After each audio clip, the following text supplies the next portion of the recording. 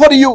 শেষ পর্যন্ত উনি বলতেছেন আজআলু লাকা সালাতি কুল্লাহা ইয়া রাসূলুল্লাহ, হুজুর তাহলে আমি আমার সমস্ত টাইম আপনার উপর দরুদ শরীফ পড়ব।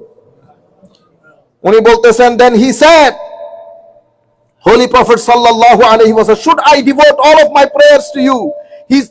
Then he said, Ya Rasulullah, আমি তাইলে সব সময় আপনার দরুদ পড়ব। তখন আমার নবী সাল্লাল্লাহু আলাইহি ওয়াসাল্লাম ইরশাদ করেছেন, then your worries will be taken care of and your sins will be forgiven. দুনিয়াতে তোমার কোনো পেরেশানি থাকবে না, আল্লাহ তোমাকে ক্ষমা করে দেবে।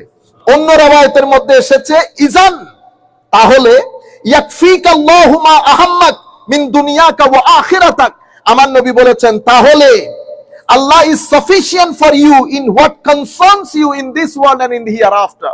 তাহলে আমার আল্লাহ দুনিয়া এবং আখিরাতে তোমার সমস্ত পেরেশানিতে আল্লাহ রাব্বুল আলামিন সঙ্গ দান করবেন তোমাকে।